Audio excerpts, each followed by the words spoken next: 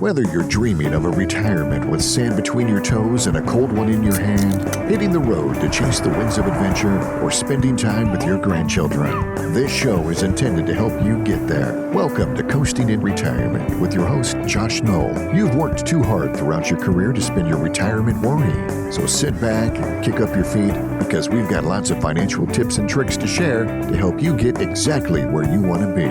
Here's Josh. Hello, Lower Alabama. Hello, Gulf Coast. Welcome to Coasting in Retirement. Thanks for joining us today. Josh Knoll here, joined by the one and only Michelle Lee Melton-Knoll. All right, Michelle, how are you doing? Suffering from sad. Suffering from sad. Why are you so sad? Well, because the days are shorter. Because the sun sets at 4:32 p.m.? Yes. Or it feels that way? The veil is thin this type of year. The veil is thin. Well, it is. Nobody likes daylight savings time. When do you think they're the actually? farmers do, right? Or they're the ones that hate it. I don't know. We did it for them, but now manufacturing took over, so I was not a farmer, so I could be wrong on this. But back when they did it, they just didn't have the amount of artificial light that they do now. So I don't think even the farmers like it, to be honest with you. I could be wrong, but some states don't do it. Well, we've got something to be excited about. We got a brand new show. We're back again here in Coastal College's recording studio, beautiful downtown Fairhope, and we're putting together another great show for those of you tuning in. Listeners, Michelle and I are here today to discuss financial topics relevant to those of you in or near retirement, living your best life along our part of the Gulf Coast. Here's what we've got in store for you. First segment, deep dive on our topic of the day. Second segment, about 30 minutes past the hour, we got Michelle with the headlines of the week. And then roughly 50 minutes-ish past the hour, stick around for our third segment. We call it Joshua's Crystal Ball and Big Mouth. So buckle up. We've got a lot to get to. Quick background on me for those of you new to the show. Again, my name is Josh Knoll. I'm a fee-based financial advisor. I hold my FINRA Series 65 securities license, and I'm the owner of Gulf Coast Financial Advisors. That is a 100% locally owned, 100% independent investment management and financial planning firm. We have offices in Fairhope, Orange Beach, and Mobile. You can find more information on me and the team at Gulf Coast Financial Advisors by visiting our website, gulfcoastfa.com, or feel free to give us a call, 251-327-2124. Now, if you just missed that contact info, grab a pen, grab a pad. We're going to repeat it several times throughout the show. Does anybody ever do that anymore? I think they do. I mean, I do. So, funny you asked, Michelle, because I got a phone call last week from a lady down in Orange Beach, and I said, "How'd you hear about us? Radio show." I said, "How did you get the number?" She goes, "Well, I wrote it down." There you go. People are actually using stilos still. That's right. All right, let's get to the show here. So, Michelle, in case you haven't noticed, I was a little grouchy this week. You were meh. I was grouchy. Yeah, I'm aware. Everybody in your sphere is aware that I was a little grouchy. Yeah, it's mostly not your fault. Yeah, it's not my fault. So I made that pretty clear. Yeah, you did. So I thought about building this episode around all the things that irritated me this week. Well, then we don't have enough time for that. But that would take a 3-hour episode. I thought it'd be better. I've done enough griping, belly aching. Yeah, I can't.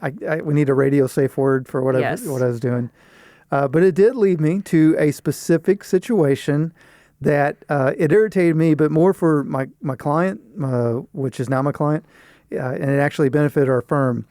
The topic, and plus this topic allows me to kind of take some shots at my industry. Which you enjoy doing. Yeah, maybe work off some anger here, and I'll feel a little bit about myself. So before we get to the topic and why it actually benefited us, let me set the scene for some context. We picked up a great client this week because they were unhappy with their current advisor, which happens. This advisor, this previous advisor, they didn't necessarily do a bad job on their investments. In fact, I think the client was expecting me to pick it apart. Didn't see any real gaping holes there, and I've seen way worse, trust me.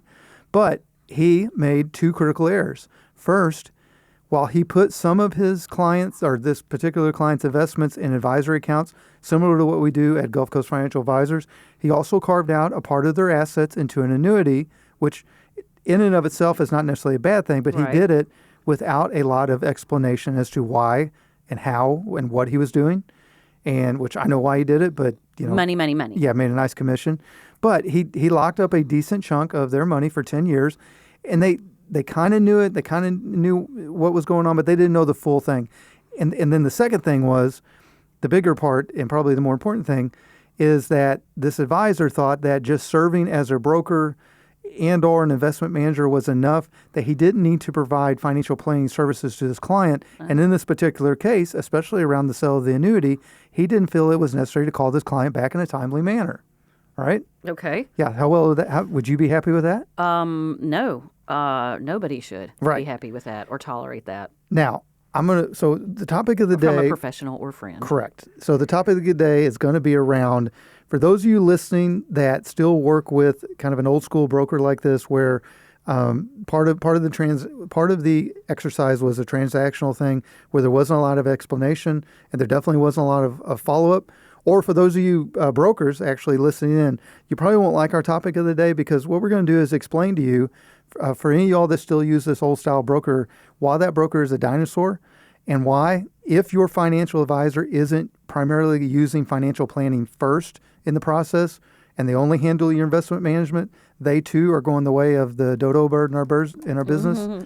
So dinosaurs and dodo birds, are they both dinosaurs or all birds are dinosaurs? All birds are dinosaurs. Yeah. But not all dinosaurs were birds. Correct. Right? In fact, birds came later, right? Yes. Right, from the avian or non-avian or something like that. And there's a special. They were from the bird hip type of dinosaurs. The bird hip. Isn't that what they call bird hipped? Anyway, bird hipped. Oh, because of where they bend. Right. Okay. Yeah. We're getting off track here. The point being, there's a part of our industry that is not only as extinct as the dinosaurs, Dodo. Which was million years ago. There's another part that's become more recently extinct or becoming extinct, like the dodo bird. Make sense?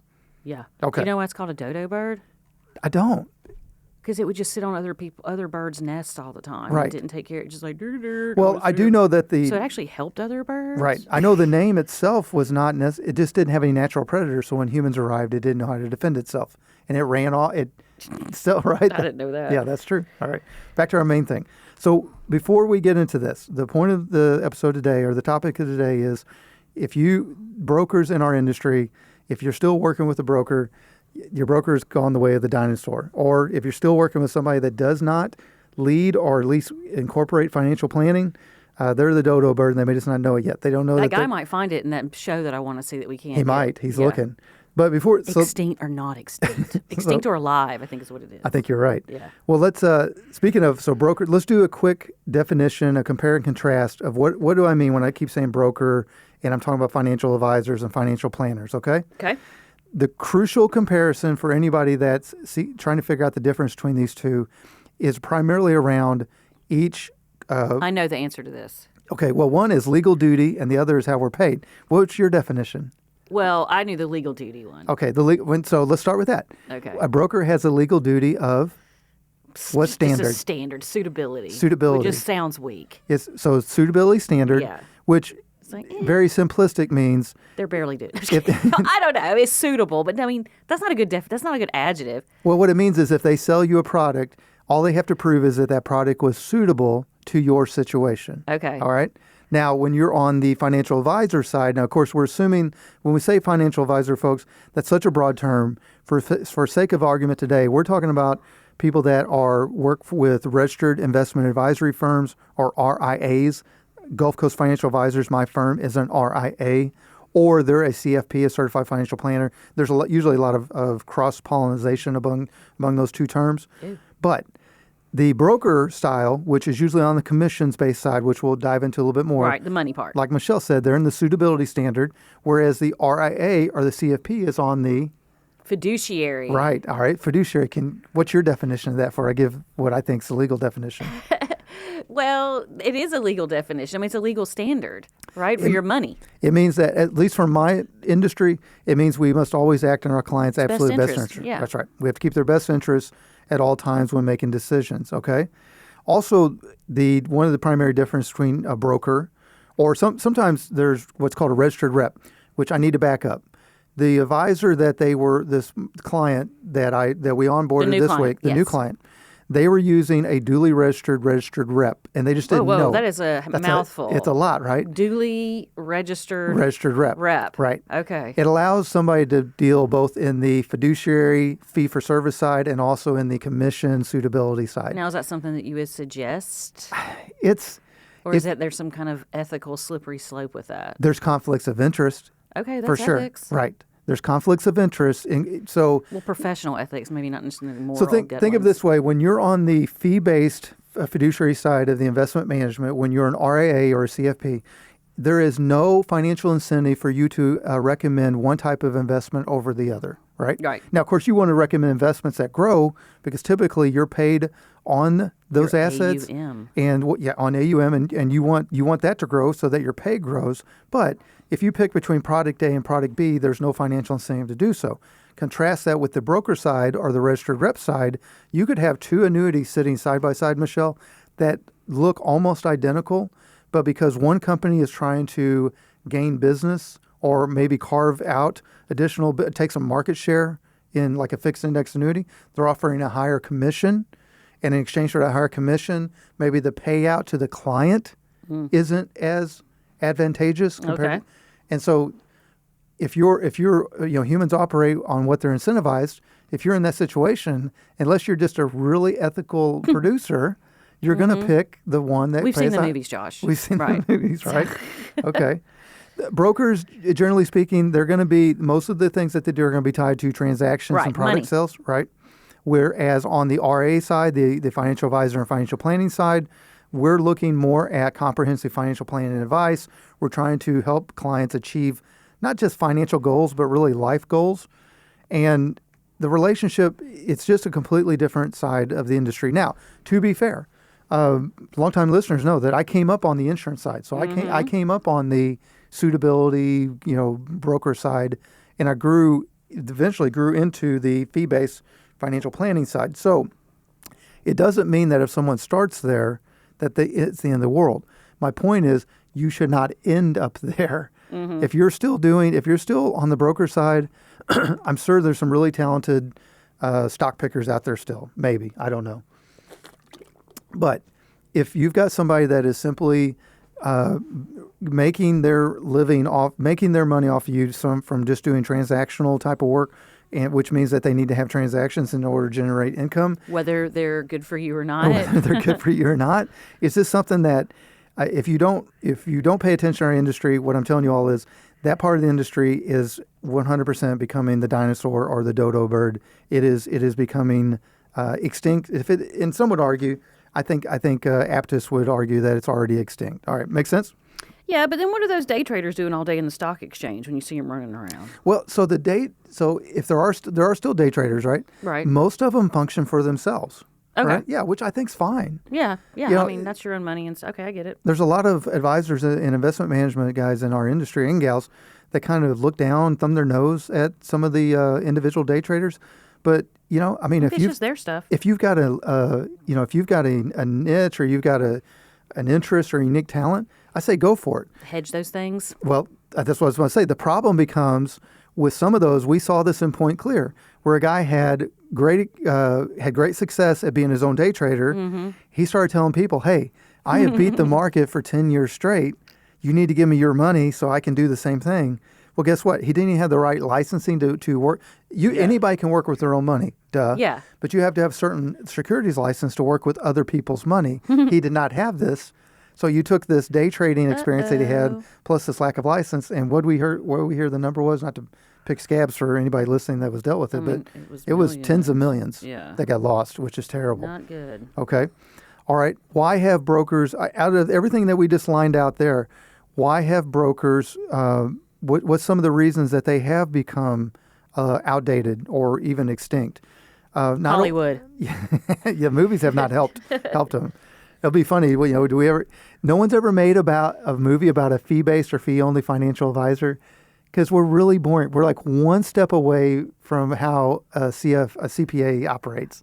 No offense to my CPA people listening, but our part of the business it's kind of boring. Okay. Right? Which is, I think probably better for the client usually.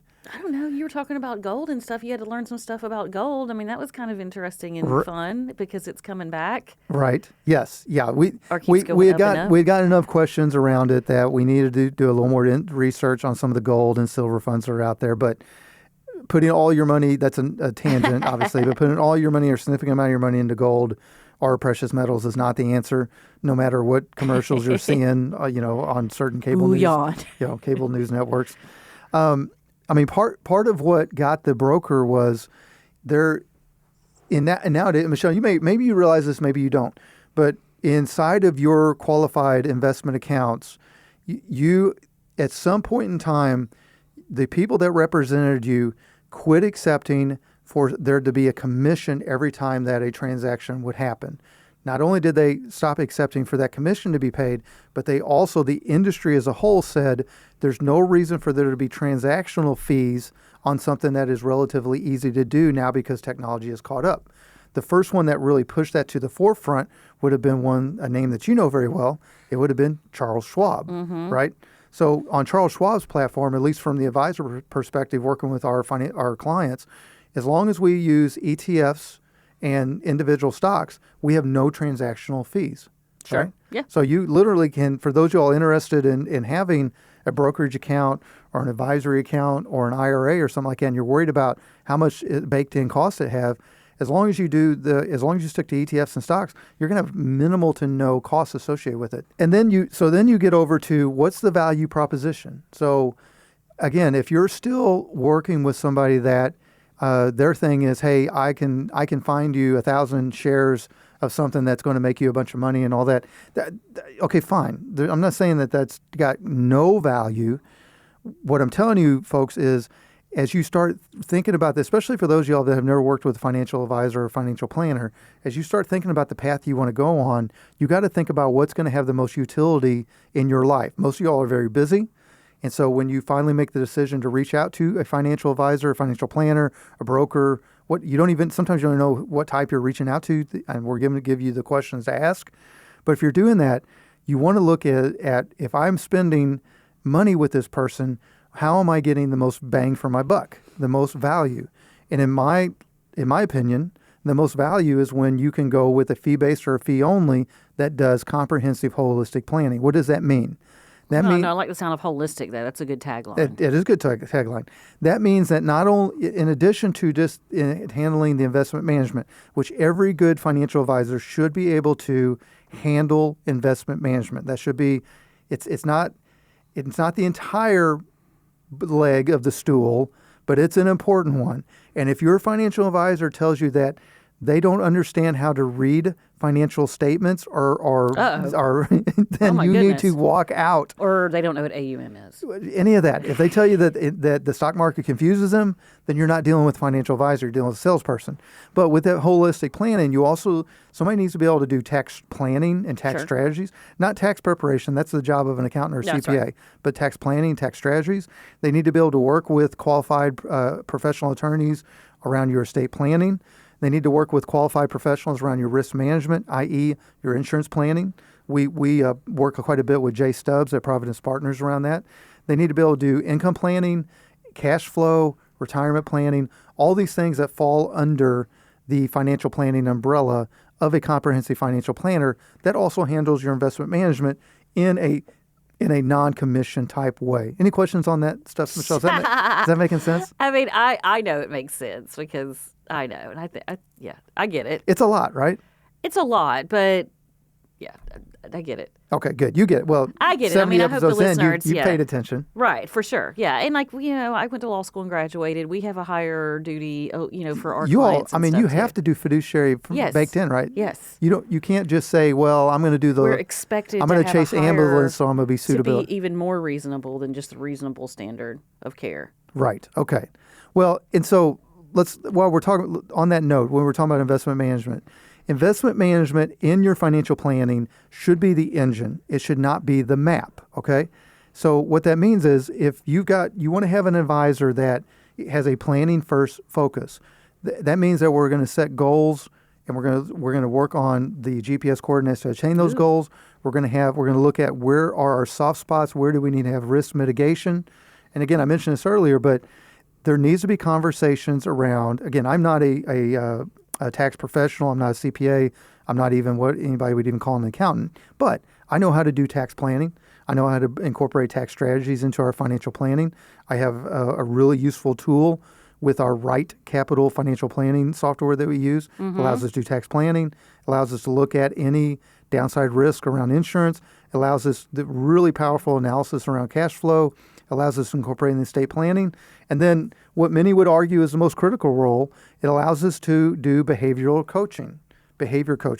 So what does that mean? I don't know what that means. I would like to know more about this because I think I know some people that could use some behavior coaching. All right, so I'm going to give you the high level definition. I'm going to give you the practical definition, and I do quit pointing your finger at me.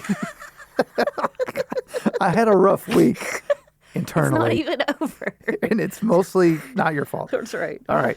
So the high level definition is behavior coaching is a financial advisor that provides a steady voice during market downturns, preventing you from making emotional, wealth-destroying decisions like selling low. Okay, fine. Yeah, anybody can tell you to hang on tight, right? Right. Let it go. Ride the market. Yeah, ride the wave. Here's my practical definition of behavior coaching. Okay. At this point, Michelle, would you agree that the vast majority of people, as opposed to when we were kids and everybody was watching Jane Fonda tapes to figure out how to work out, in today's America, everybody kind of knows how to work out, right? They know where the gym is. Most people could walk into a gym and find the treadmill or find the weights or find the Smith. They could find whatever they're trying to do and at least muddle through it. At a baseline, you're going to agree with me on this. A behavior coaching would be this. Coming in, most people that we deal with have already made the good decision to start a 401k or contribute to a 401k or 403b, or they've got some retirement savings, or they've got IRAs or whatever they may be. They already know how to work out. My job is to be kind of like the personal trainer. Okay. Right? I'm following you. So think about we had a personal trainer come to the gym with us and show us how to do things more efficiently and not slap our hand, but may hold us accountable and sometimes be our cheerleader. Right. And sometimes say, hey, that's too much weight. Right? Right. That's behavior coaching. And so that's one of I think the most important role that we have around as fee-based and fee-only fiduciary-based financial advisors is help with the behavior. I'm not here to modify your behavior like a parent. I'm here to be your financial fitness coach. Okay. In a certain sense. All right? Make sense? Yeah. Okay. Well, very good. Well, folks, if that type of financial advice and financial planning looks good to you, or let me put a finer point on it.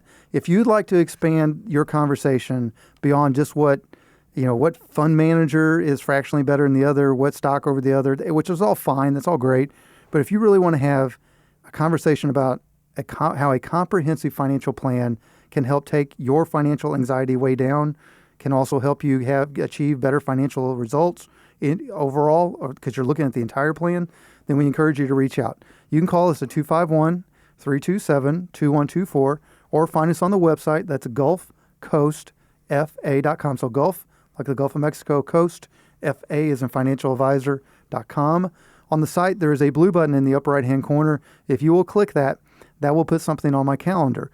There's 3 different types of meetings we can have, and there's 3 different places we can have them. The simple one, you can do a 15-minute introductory phone call. That's fine. You can do a 30-minute Zoom. Or my preference, let's meet in person. We have 3 office locations. We're in downtown Fairhope. We're also in Orange Beach. We're just down the road from the wharf off Canal. Or we have an office in Mobile. It's all near the intersection of Dolphin Street and I-65. However you want to meet with us, let's do it. We'd love to meet with you. All right, folks, coming up next, there's always a lot going on in the world, particularly the world of finance, investments, and money. Every week we scour the internet for financial articles related to our topic of the day. Special articles pertain to those of you in or near retirement. So join us after the break to hear Michelle and I break down this or discuss this week's relevant headlines in our Michelle with the Headlines of the Week segment. Stay tuned.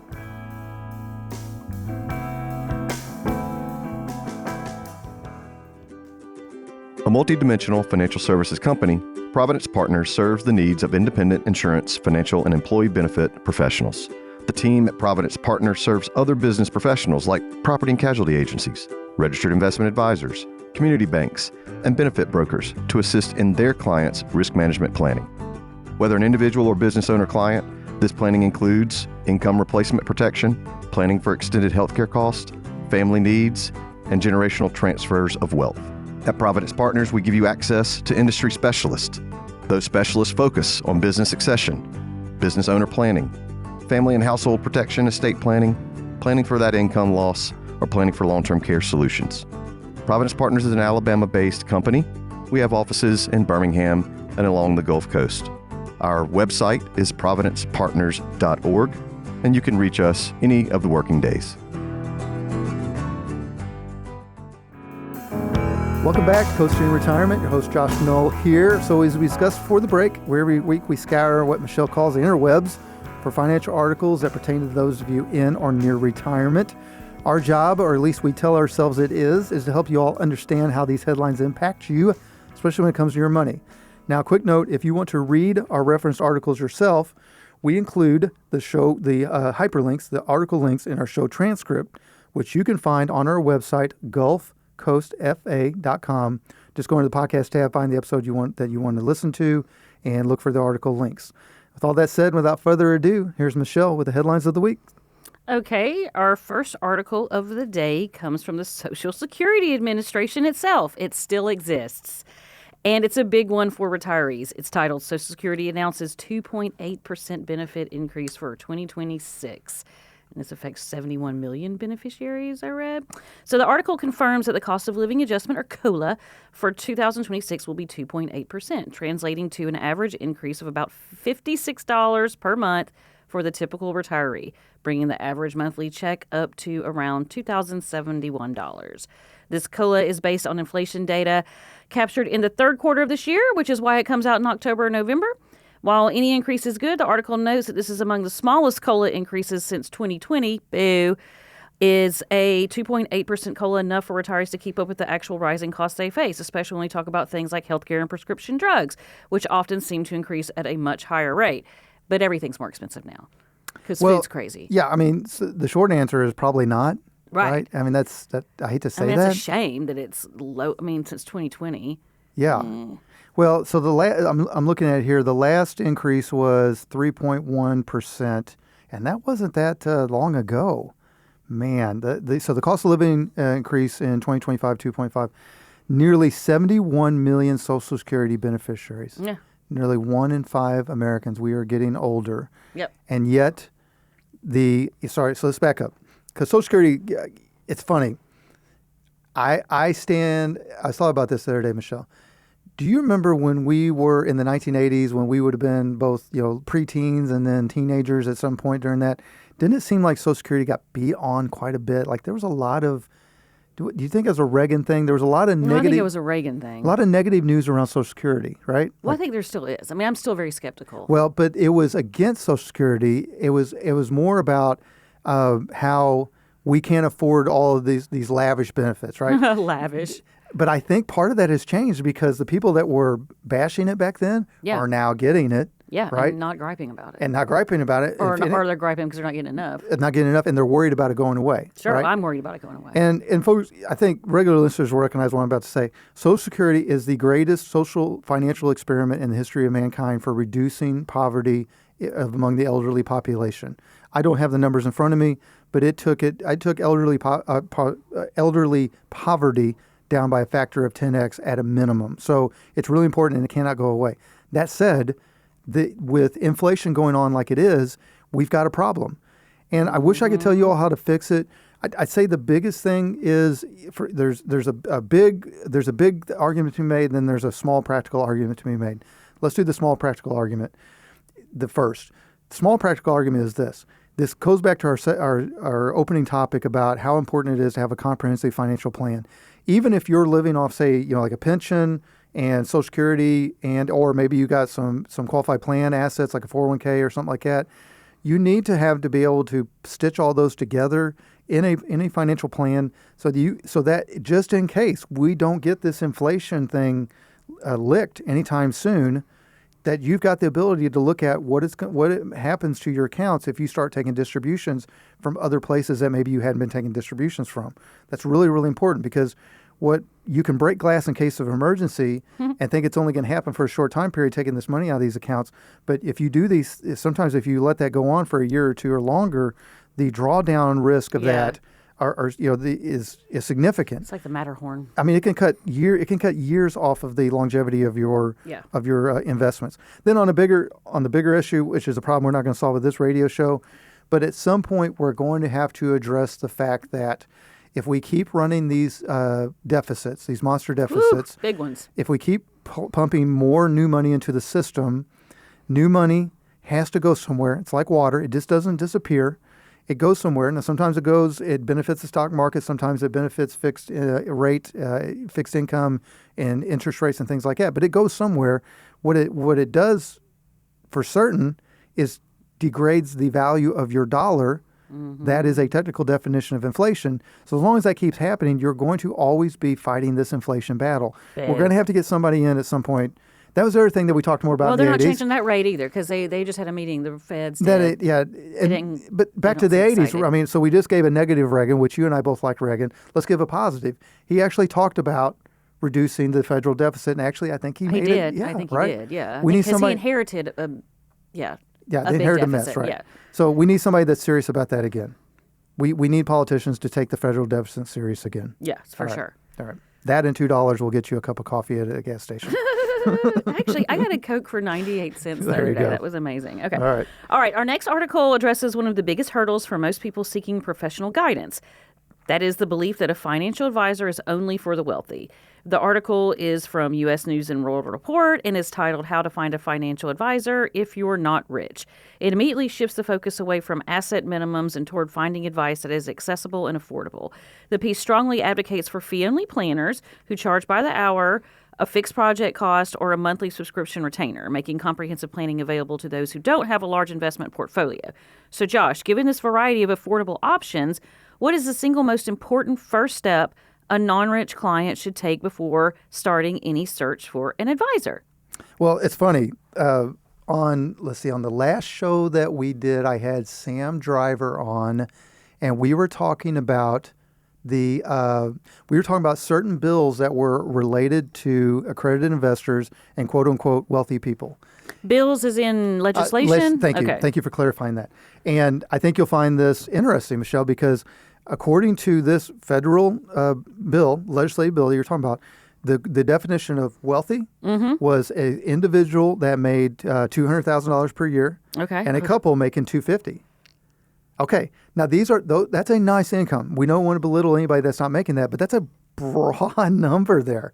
So my point being is, And it's not a very big number in the grand scheme of things. correct. And so the reason I bring that up is we have a lot of people that come in that don't realize by most statistical definitions that they are actually wealthy. They don't think they're wealthy, but they are wealthy. You know, if you've done a good job of building up qualified assets with, and qualified assets, fancy words of saying IRAs and 401ks, and if you got brokerage accounts and advisory accounts, and maybe you got, your home. A lot of people we deal with or that come in that reach out to us have done a decent job around their debt management. Sometimes they're even debt free.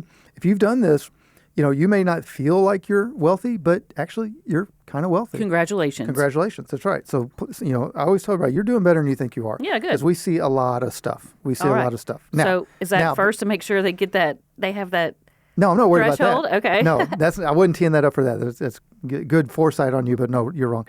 No, the main thing is how do you pick somebody when you're going? So this is obviously going to be very biased towards what we do.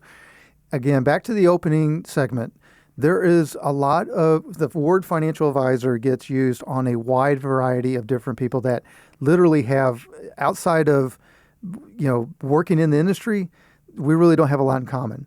I have a lump I have thing. very little in common with somebody that is still slinging annuities in an annuity shop. I have very little in common with somebody that is Insurance. staring 3 computer screens all day and buying 100 shares of XYZ and selling. I just very, very little in common. The ones that I think that are the best, broadest fit for somebody that, especially if you're new to this, if you're somebody sitting there saying, well, I don't feel like I'm wealthy and I've never worked with an advisor and I'm nervous I'm going to make the wrong choice right off the bat. Here are some things you can do that I think will help you at least zero in on somebody that's at the very least is going to have your best interest as at the forefront from the beginning of the conversation. First, find somebody that is fee-based or fee-only, okay? Yeah. What that means is somebody that gets paid directly by you for the service they provide. Yeah. That could be being paid directly from your the assets, managing the assets in your investment accounts. And Michelle mentioned this. That could be paying directly a financial planning fee, or that can be, in a very rare case, at least in our firm, that could be paying an hourly rate, which usually we're just doing that if we're double checking work of somebody else. But make sure you're finding somebody where you're paying them directly, where they're not getting paid a commission from several different options on several different products, because humans do what they're incentivized to do, and more often than not, they're going to look for whatever pays them the most money for a situation. Number two, my opinion, again, this is going to be, this starting to narrow it down, but I think independence matters. I really do. Okay, so they're not, influenced by something It's just or somebody else. And listen, we have or a board. Or Michelle, I don't know like if you know this, but we're probably the most listened to financial show here along the Gulf Coast, and I could say with certainty that we are definitely the most industry listened to financial radio show down here. We got a lot of our competition listening. So I want to make sure that I'm not completely insulting to those that are working for large organizations, because sometimes you have to. I started out at a large organization before I went independent. The problem is, we've talked about this on previous episodes, but when you have a grid that relates to your compensation package, when you have proprietary products, when you have sales quotas, when you have when you have literally the most useless thing ever created in our industry is middle management that has never produced on their own. It's worthless. And if AI wipes out that part of an industry first, I cheer AI on. No one should ever be telling you how much to produce unless they produce their own in our industry, because they don't know what the heck they're talking about. But back to the main point, you just want to be careful with somebody that's got a lot of layers of management over them, because they're always going to be, their head's going to be jerked around a lot. Right. Yeah, especially towards the end of the year when they're trying to hit certain metrics, fancy word for saying how much money did we make. So anyway, I look for fee-based, fee only, look for independent first, and then there's there's people that I just kind of poo-pooed on some of the larger competitors we've had. I'm not going to mention some of the local independent guys that I really, and gals that I think really highly of, but there's some that if somebody didn't choose me, there's absolutely some local people that I would point them to and say, you're in good hands if you go that direction. All right. Okay. What's next? Okay. Our third article is a necessary one for anyone questioning their current financial partnership.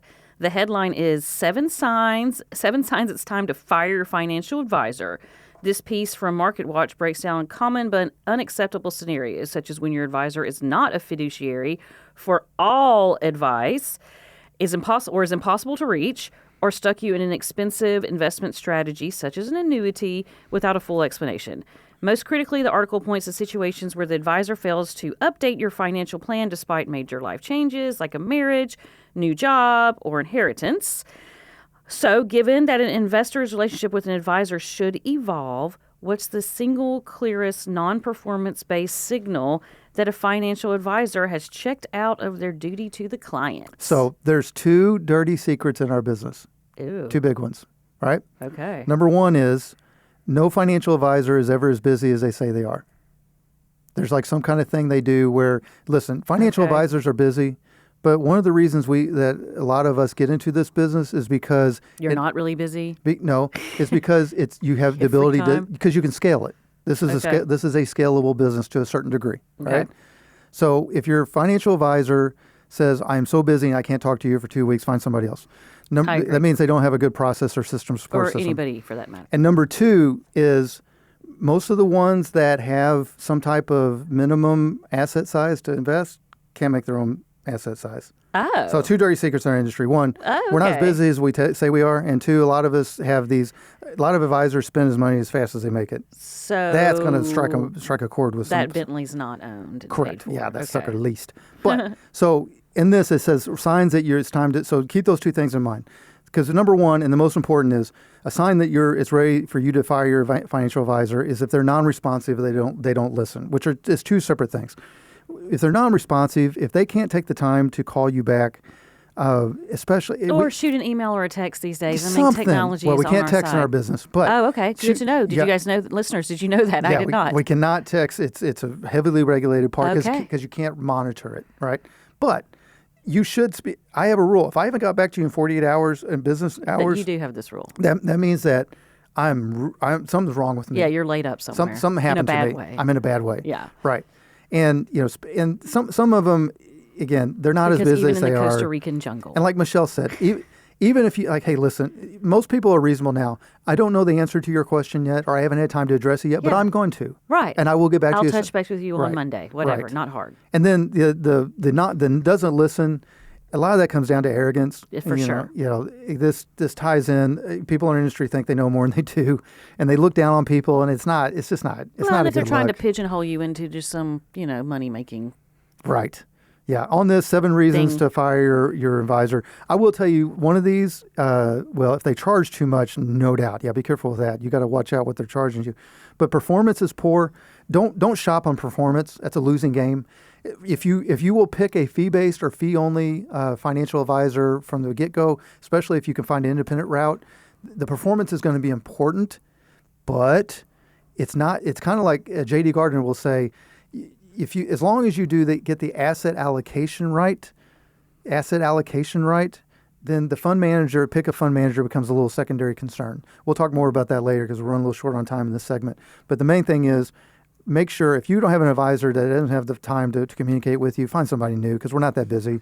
That's nonsense. I'm a busy guy, and I still have time to get back to my clients. That's true. Yeah. Very good. All right, what's last? Our final headline of the day addresses a topic that has caused massive confusion and anxiety for beneficiaries over the last few years, all thanks to the Secure Act of 2019. Okay. Ooh, lots of these legislation that we were talking about. Okay. This article from Kiplinger is titled The IRS 10-Year Rule for Inherited IRAs, What Beneficiaries Need to Know. The article clarifies the difference between two groups, those who inherited an RA from someone who died before their required minimum distribution age, RMD, and those who inherited one from someone who died after their RMD age. The former may not need annual RMDs during the 10-year clean-out period. That's when they have to get rid of everything, right? But the latter does. So a lot of, squishy terminology. It's confusing, man. So why has RS created such confusion again? Right. I'm with the government. I'm here to help. Right. With this 10-year rule, and what's the single most important action a non-spouse beneficiary needs to take right now to avoid a hefty penalty on a misdistribution? Okay, so the number one thing that I'm going to answer that first, and then I'll get to some of the nitty-gritty. Number one thing is if you've got a sizable inherited account, whether it's directly from a parent or from a mom or dad or from some other family member or however it came to you, the most important thing you can do is find a fiduciary-based financial advisor coupled with a CPA. Okay. And have them work out. Because they can figure out how to do this. It's not complicated math. Stretch RIA type But you don't thing. want to just do it willy-nilly, okay? No. I mean, I was reading some of the charts and stuff in this article, Right. and it was very confusing. Yeah. And then the IRS, in their typical fashion, just made stuff more confusing when they tried to fix it. And then, who knows? Well, so the idea was this. After this act, it was if you had, for someone, a non-spousal beneficiary who inherited an IRA after 2019, the year 2019, you had to pay out, the funds had to be distributed within 10 years after death. So, for example, owner dies on May 2023. By December 2020, the end of December 31st, 2023, that inherited IRA. I don't like this. I think that they should keep this. This is overreaching in my opinion. Because they used to do the stretch rule. Like if you, let's say that it's your money. Do what you want to with it. When you want to bring it down, bring it down. Take it down when you want to. I hear you. There's an argument to be made there. The stretch rule allowed you to use your life expectancy to determine the RMD. Now, I could be saying this wrong, but my understanding of the 10-year rule is a lot of people take that as you got to take money out every year. Typically, I believe they allow you to do it all in lump sums at the very end if you wanted to wait to the very end, although we don't advise that either. But the confusing part is this. There are loopholes. Yeah, well, that's why they did this, to get rid of loopholes, and then they created a spider's nest. So we are running short on time, so we don't have time to answer all this. Other than this, if you have a sizable inherited IRA or any type of inherited assets, I mean, obviously we're going to be selfish and tell us, call us 251-327-2124. But if you don't want to call us, find a good local fee-based or fee-only financial advisor. Couple that with a good CPA or accountant. Put the two heads together and figure out the best plan for taking the funds out of there. Because where you used to have a little bit, 10 years is 10 years.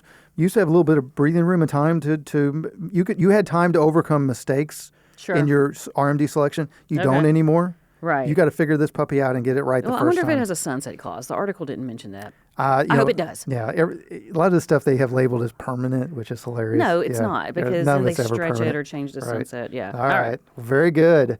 All right. Well, listeners, if you've liked what you've heard and you want to discuss your own personal retirement dreams and goals, then give us a call, 251-327-2124, or find us on the website, gulfcoastfa.com. FA is a financial advisor. On the site, there is a blue button in the upper right-hand corner that will put something on my calendar. Also, there's a team thing. If you want to see what Michelle and I look like, we're there. On the calendar, back to the calendar, we got several meeting choices. You can make it a phone call, you can make it a Zoom, or what we really prefer, because in-person still matters, let's schedule an in-person meeting, any of our 3 office locations. That's downtown Fairhope, that's in Orange Beach, or that's in Mobile near the intersection of Dolphin Street and I-65. However you reach out to us, please do. We'd love to meet with you. All right, folks, coming up next, Josh's crystal ball and big mouth would have been some of my predictions. Have I been right? Was I ever wrong? What do I think is going to affect investors in the near future or maybe the distant future? We talk about all these things, poke a little fun at my big mouth. Stay tuned. Whether it's building a business from scratch with your own 2 hands and wanting to maximize the financial impact of those sacrifices, or growing a great nest egg by being a dedicated and reliable worker for years, or choosing to live a life well within your means in order to accomplish a lifelong dream of retirement, the last thing you want is to go with the wrong financial advice after you've worked so hard to accumulate your assets. You've also probably spent most of your life putting others' needs ahead of your own, and now it's your turn. We can help. Gulf Coast Financial Advisors is a locally owned, independent, fee-based financial planning, investment management, and tax planning practice. We have offices in Fairhope and Orange Beach. We serve all of Baldwin County and the Gulf Coast. We also have an easy-to-understand fee-for-service model with no sales quotas, no proprietary products. Our ultimate responsibility is to our clients' goals and dreams. You can reach us at 251-327-2124 or find us online at gulfcoastfa.com. That's Gulf, like the Gulf of Mexico, Coast, FA as in financialadvisor.com. Welcome back. Your host, Josh Knoll, here alongside co-host Michelle Lee Melton-Knoll. So I'm opinionated, got strong opinions at times. I would say a radio show host that doesn't have an opinion would be very dull to listen to. And Dull null. Dull null. And I'm paid, never been called that. I've been paid. I have been paid in my profession to offer professional. I am paid to offer professional guidance and opinions to my clients. Otherwise, what use am I? Just replace me with AI. So while I like to make predictions and I'm fairly skeptical, so sometimes I'm right because I skew on the skeptical side. Sometimes I swing and miss. So let's get at it with Joshua's crystal ball and big mouth. What you got? Okay, Josh, once upon a time, you predicted that with President Trump's pivot to being a pro-cryptocurrency president, that the so-called asset class would experience a broad renaissance in 2026, especially compared to the crypto winter of 2022. So, fine. That's a pretty easy prediction to make. However, you said that most of the investing news around the most famous cryptocurrency, Bitcoin, would once again be off the mark. For example, you've been consistent that Bitcoin is not digital gold because it isn't a reliable storage of value. Correct. And that it's practically worthless as a digital currency because it fluctuates too much, true that, in value and is still hard for the average person to use. Amen. What has been proven true is that Bitcoin seems to be more correlated with the NASDAQ composite index than Crypto Bro wants to actually admit. So, did you foresee this stock market correlation? And if so, what does it mean for investors that are crypto curious still? Yes. So, did I see the stock market correlation? Yes. So let's touch on a couple things there, because Crypto Bro is probably squirming a little bit. But Bitcoin is not digital gold. It's not a store of value, right? It's not. Right. I have a problem with that too. And it's we've always tried to be fair. So the broad types of cryptocurrency, and of course there's a million different probably permeations and sub variations here. But you've got the original coin, which is Bitcoin, the OG. You've got the consequential other coins. I think Ethereum's probably the biggest one coming next. Then you got the meme coins, which go by a name that we can't say on the radio. Let's just call them crap coins. You got the NFTs, non-fungible tokens, which are basically, like Michelle says, they're just screenshots, which a lot of times was actually true. And then you got stable coins, which we don't have time to get into. But if you take anything away from this conversation today, folks, don't fall for the word stable and stable coin. It's anything but. We'll come back to that again. What we're talking about specifically is Bitcoin, which we're going to carve off to the side. And as we try to do on this show, we try to call balls and strikes. And what Bitcoin has proven, at least over the last handful of years, is that it's sticky. It's stuck around, right? Right. It has resonated. It's still here. Yes. It's still here, So does that mean that it is a storage of value like digital gold? No. Because it has to have a storage of for it to be a storage of value, it has to have some type of utility outside of just storing it, because even if gold had no value of, hey, I'd like to have a gold necklace or anything like that, right? Which obviously that's part of utility. Gold could be used for electric conduction. I mean, it can be used to build My things. mom had a gold bridge in her mouth There you go, right? to keep her teeth in. Yeah, so she gold made it into a ring. Right. And it's not a currency, even though they tried. Was that El Salvador? What a disaster that was. Oh, that was a big mess. That was a mess. It's just, you can't, if you pay what is $5 worth of crypto at 2 p.m. and at 10 p.m. it's 20 cents. Maybe. Yeah, right. Or $20 or whatever. If it fluctuates that, it's useless, Go right? the other way. Yeah. So what has really settled in, and then the other argument was, Michelle, is that Bitcoin would be inversely correlated with the stock market. Mm-hmm. So if the market is going down, it's going to be kind of like gold. People are going to fly to safety, Mm-hmm. and they're going to put money into Bitcoin. Well, that hasn't proven true either. What's proven true is that Bitcoin has all the characteristics of a super high risky tech stock, almost a penny stock.